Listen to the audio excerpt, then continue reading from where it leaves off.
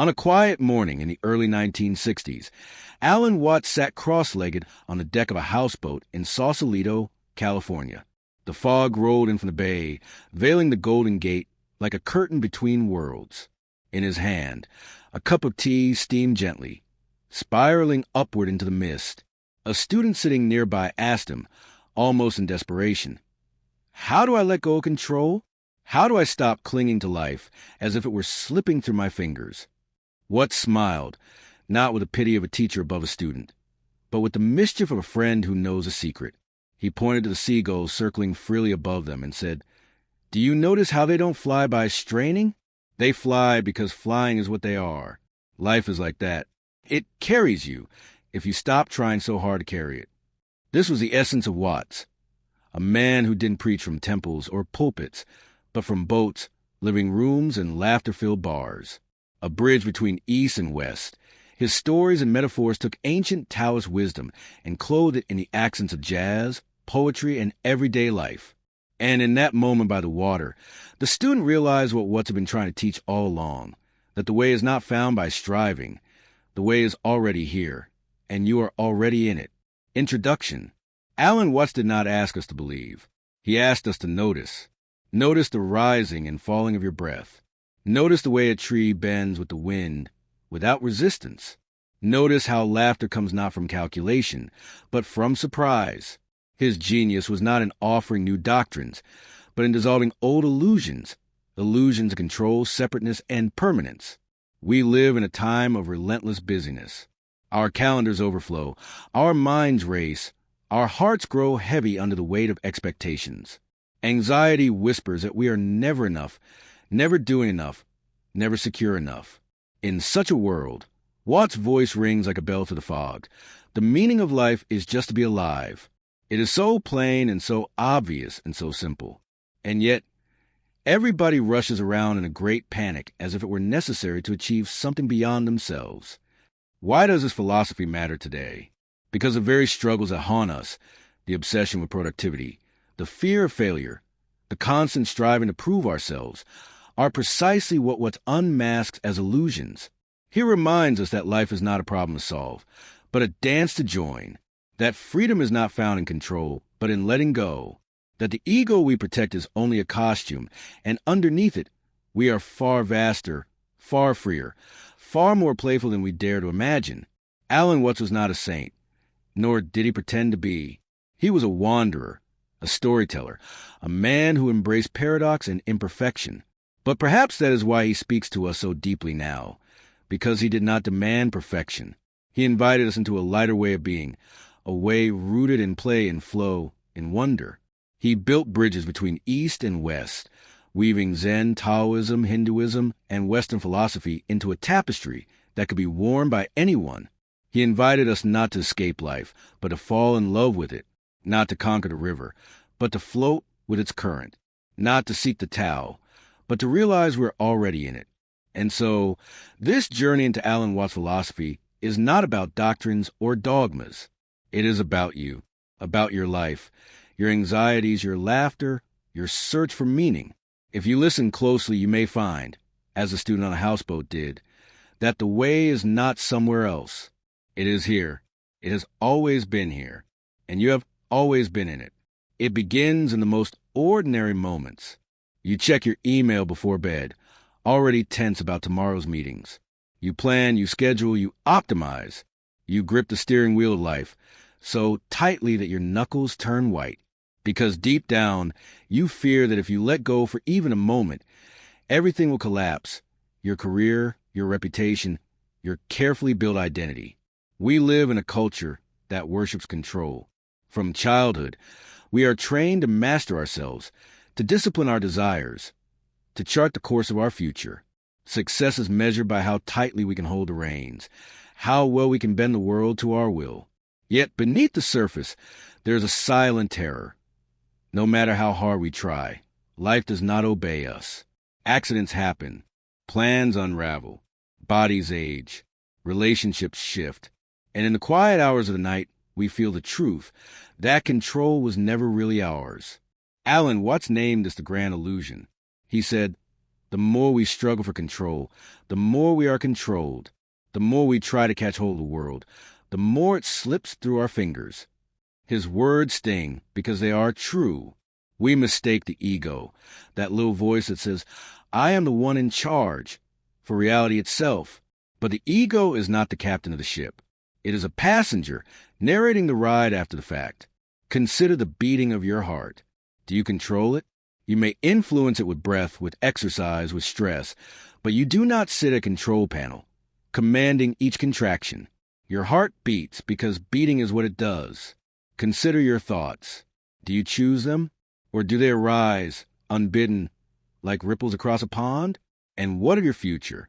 Did you control where you were born, the family you entered, the time in history you arrived? These were given, not chosen. The foundations of your life are gifts, not conquests. What's love, to use the metaphor of water? Water flows effortlessly, filling every crack, adapting to every form. It is soft, yet nothing can resist it. When we try to control life, we act like swimmers thrashing against a current, exhausting ourselves in a hopeless fight. But when we let go, when we trust the current, we find that the river carries us exactly where we need to go, not because we control it, but because we are part of it. And yet we resist. We cling to the myth of control because it makes us feel secure. If I am in charge, then maybe I can avoid pain. Maybe I can guarantee happiness. But here lies the paradox, what's revealed. Control does not create security. It creates fear. For if your happiness depends on keeping the world in order, then you will live forever haunted by the possibility of losing it. There is another way. Taoism calls it Wu Wei, effortless action, or as what's translated it, being in the way. It is not passivity, not laziness, but the art of flow with the grain of the universe rather than cutting against it. A master calligrapher does not control the brush. The brush moves with her hand moves with her body moves with the rhythm of the moment. Control dissolves into harmony. Watts would often laugh as he described this. He knew how absurd our seriousness looked from the perspective of nature. You are not an alien in this world, he would say. You are something the whole universe is doing. And so, the question is not whether you can control life. The question is whether you can trust it. Think of a jazz musician. The notes are not prescripted. The music emerges in the moment, alive, spontaneous, playful. To control jazz is to kill it. But to join in, to improvise, to trust the flow, is to find freedom. Life is jazz, and you are an instrument through which the melody plays. So what does this mean for you here and now? It means that the anxieties you carry, the endless planning, the tight grip on outcomes, these are not the conditions of safety, but the symptoms of forgetting who you are. You do not need to force life. Life is already happening. You are already in the flow. Letting go does not mean neglecting responsibilities or drifting without direction. It means shifting your posture toward existence. It means realizing that the river moves whether you thrash or not, and that surrender is not defeat. It is participation. It is trusting that the same power that beats your heart, grows the trees, and spins the stars, is the power that moves your life. When the student asks Watts how to let go of control, Watts did not hand him a technique or a rigid discipline. He pointed to the seagulls. He pointed to life itself. And in doing so, he revealed the secret. Control is the costume. Trust is the way. And so, we leave this first truth with a paradox. The less you grasp at control, the freer you become. The more you fight the current, the more you drown. The moment you let go, you discover that you were never separate from the flow at all.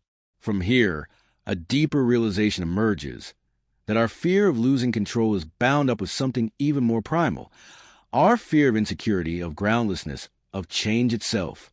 And it is there, in the trembling uncertainty of life, that the next key unfolds. There's a moment every human being knows. You wake in the middle of the night, the world around you silent, and suddenly the questions creep in. What if I lose everything? What if I fail? What if I never become enough? In that space, the security you work so hard to build feels fragile, like glass about to shatter. Our entire culture is built around chasing security. We save money, insure our possessions, plan our retirements, craft 5-year strategies, and cling to the illusion that if only we arrange things just right, we will finally be safe. Yet deep down, we know it's a lie. No insurance policy can stop a storm. No plan can halt the passage of time. No wall of wealth can protect us from death. And so we live torn between the appearance of safety and the reality of change. Allen Watts called this the wisdom of insecurity. He argued that our quest for certainty is what makes us anxious in the first place. For the harder we cling, the more terrified we become of losing what we hold. The desire for security, Watts wrote, is itself a kind of insecurity. When we look for something permanent, something safe, we overlook the fact that the only real constant is change. This is the paradox. We seek stability in a universe that is, by its very nature, unstable.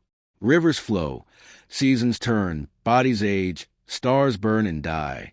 And yet, we build our lives on a fantasy of permanence, clinging to relationships as if they will never change, clinging to careers as if they will never end, clinging to youth as if it will never fade. But insecurity is not an error. It is the very texture of life. Watts loved to illustrate this with music. Imagine listening to a symphony where the final note is guaranteed, frozen, never to change. It would no longer be music. Music exists because of insecurity, because each note arises, fades, and gives way to the next. Life is the same. Its beauty is inseparable from its transience. But we resist this truth. We fight it with schedules, with pills, with endless attempts to control the uncontrollable. And in doing so, we miss the miracle. That insecurity is not our enemy, but our liberation. For if everything were fixed, predetermined, permanent, there would be no freedom, no possibility, no play. To be alive is to be uncertain. To love is to risk loss. To grow is to step into the unknown. There's a Zen story Watts often retold about a man running from a tiger. He races to the edge of a cliff, only to find another tiger waiting below. Desperate, he clings to a vine, dangling between death above and death below. Then out of the corner of his eye, he sees a wild strawberry growing beside him. He plucks it, tastes it, and discovers it is the sweetest strawberry he has ever known. That is the wisdom of insecurity. To savor the strawberry even as life dangles us between tigers.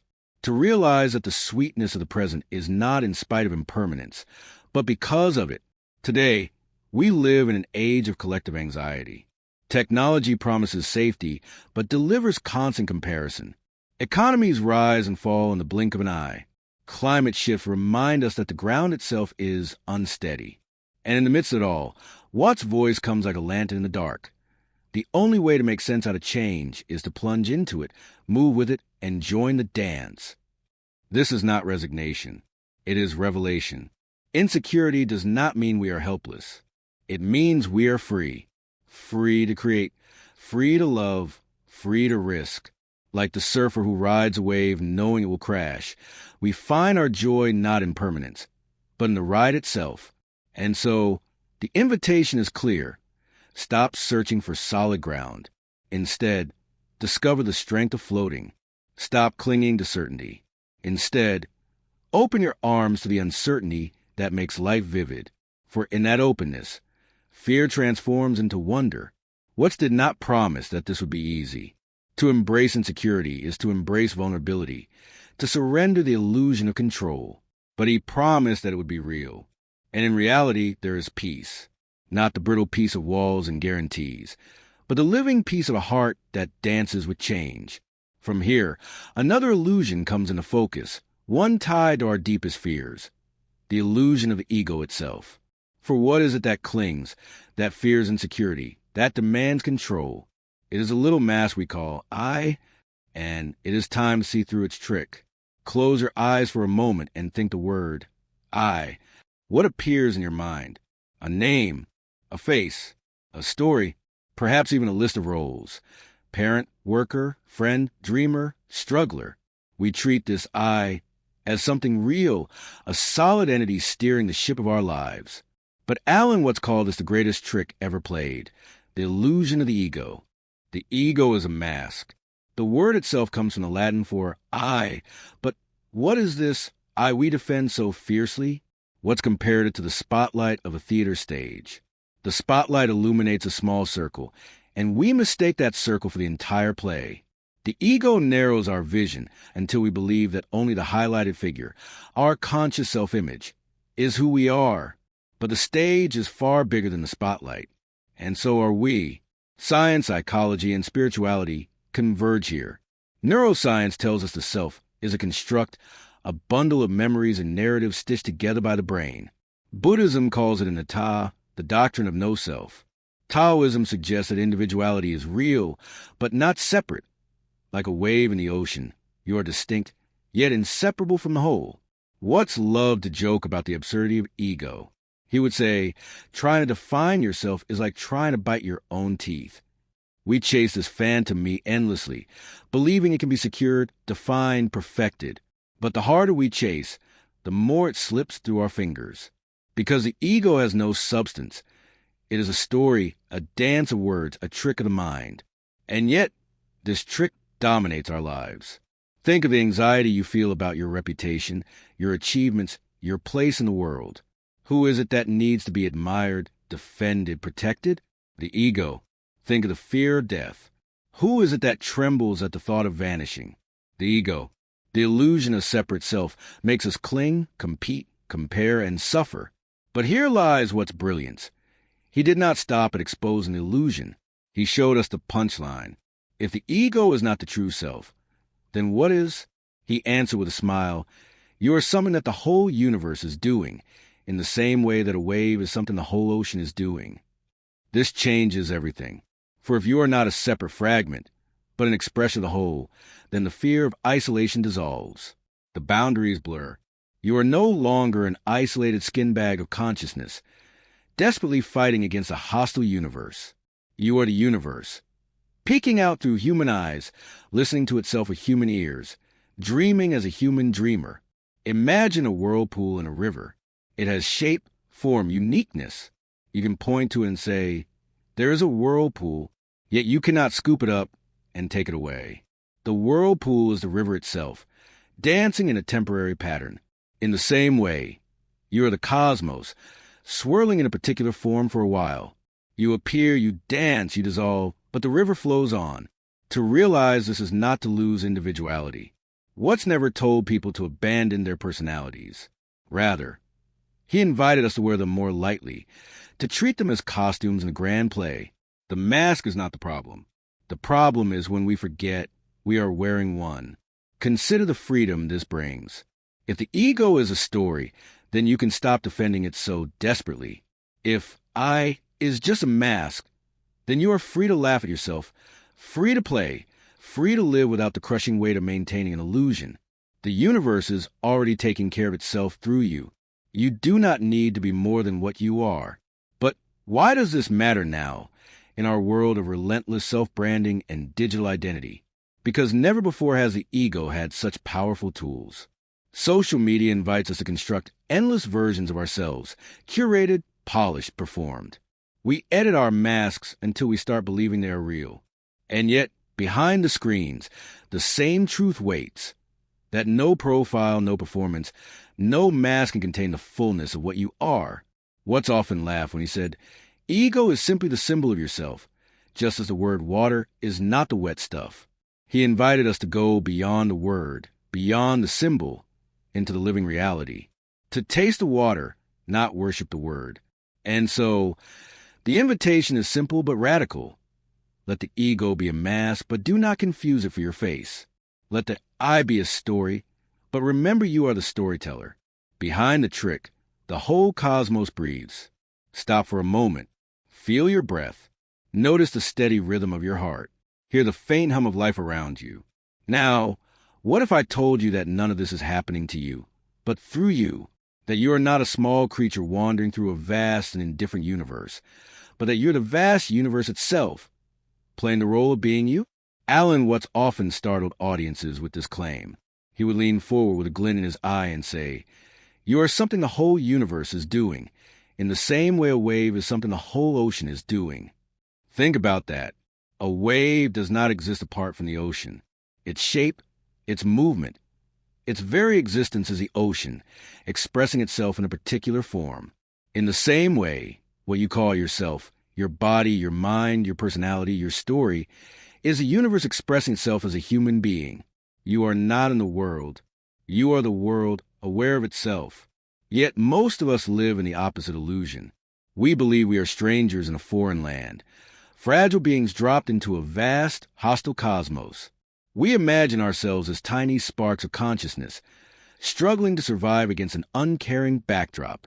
This sense of separation is the root of fear, anxiety, and loneliness. Watts insisted that this is a profound misunderstanding. The universe is not out there with you trapped in here. You are as inseparable from the cosmos as the stars are from the night sky.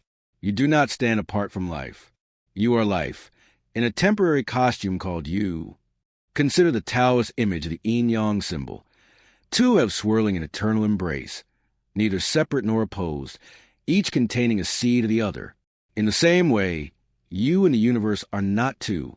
You are one dance, one movement, one whole. Science, too, quietly agrees. Every atom in your body was forged in the heart of ancient stars. The iron in your blood, the calcium in your bones, the oxygen you breathe, all were birthed in cosmic furnaces billions of years ago. When you breathe, the trees breathe with you.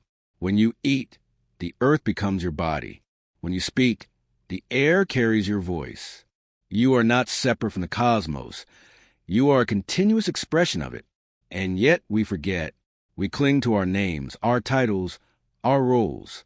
We think, this is me. I am this job. I am this body. I am this story. But Watts reminds us that these are masks, useful, yes, but not ultimate.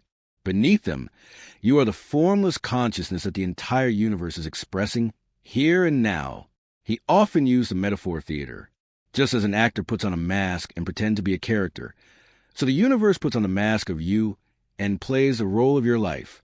The trouble begins when we forget it's a play, when we mistake the mask for our true face. But liberation comes when we remember it is the universe itself that is playing, and you are its performance. This realization is not just philosophy. It changes how you live. When you know you are the universe, the burden of isolation dissolves. Fear softens. Life becomes less about control and more about participation.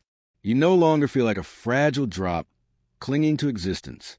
You feel like the ocean itself, moving in endless forms. And with this realization comes compassion. For if I am a universe and you are the universe, then we are not truly separate. Your suffering is not foreign to me. It is my suffering. Your joy is not alien. It is my joy. To harm you is to harm myself. To love you is to recognize myself.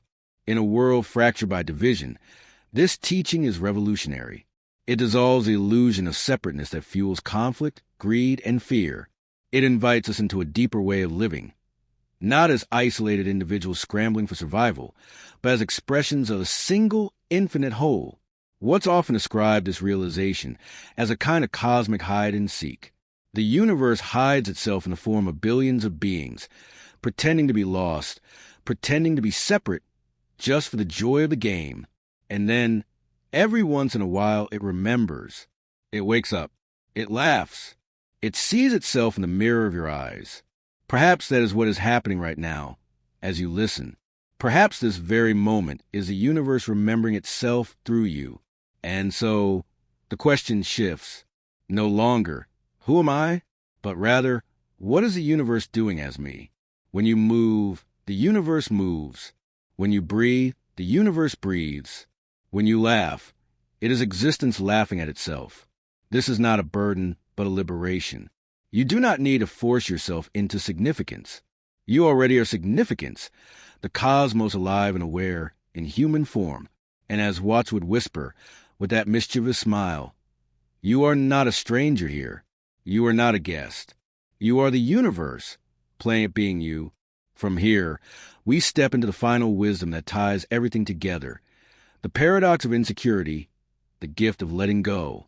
For once you realize you are the universe, the question arises, why cling at all?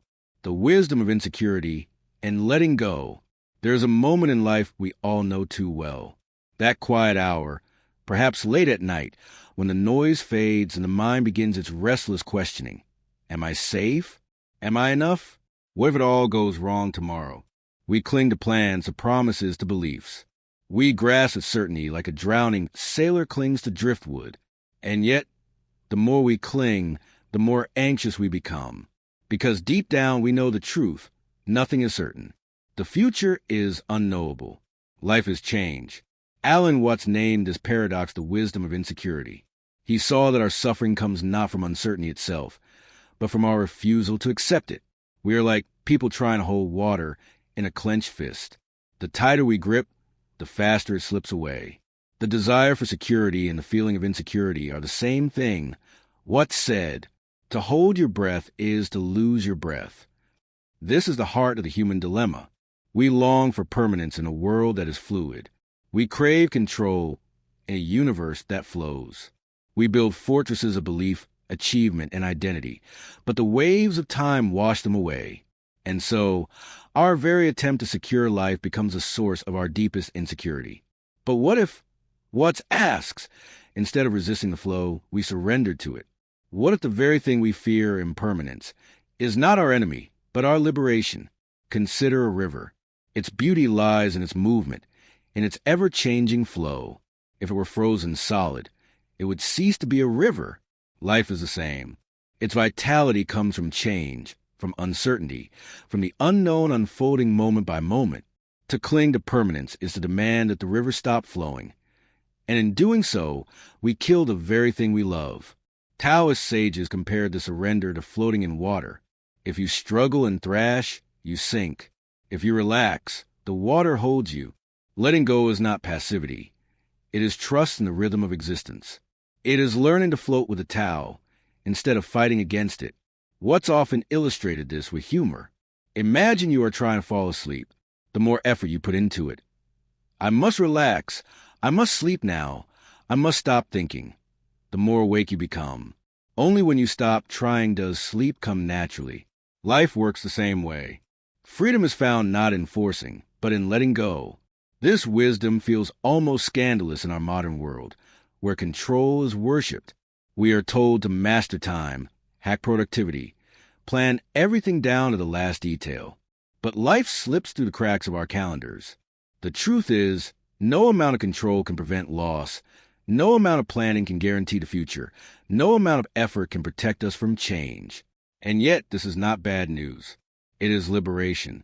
For once you stop demanding that life be certain, you are free to live it as it is. Every moment becomes alive, precious, unrepeatable. Like a melody, its beauty is in its impermanence.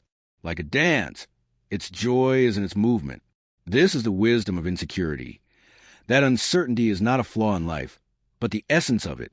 To live is to risk. To love is to be vulnerable. To breathe is to accept that one day you will stop. And yet, it is precisely because everything changes that everything shines. Think of a sunset. If you knew the sun would remain fixed forever on the horizon, would you weep at its beauty? No. It is the fading light, the fleeting glow, the impermanence that makes it sacred. Life is no different. Watts would often laugh here, reminding his listeners that letting go is not grim resignation. It is play. It is trust. It is allowing yourself to fall into the arms of existence, the way a child leaps into the arms of their mother. The universe, he would say, has been dancing for billions of years. Do you really think it will drop you now? And so, the call is simple, though not easy. Let go, release the need for control. Surrender the endless grasping for certainty. Live fully in the only place you ever truly are, this moment. Because here's a paradox. When you stop trying to secure life, you finally feel secure. When you stop trying to control the river, you realize the river carries you. When you stop resisting insecurity, you discover a deeper safety, the safety of belonging to the universe itself. This is the wisdom of insecurity. And it is a final step in Alan Watts' invitation. To stop holding your breath, to stop gripping so tightly, to trust the dance, and to let life live through you. As he once whispered, faith is the attitude of letting the water carry you. And it will. Being in the way, that afternoon in the Zen garden, the rake slipping from Alan's hands, the earth releasing its fragrance, the silence pressing closer, was more than a moment of clumsiness.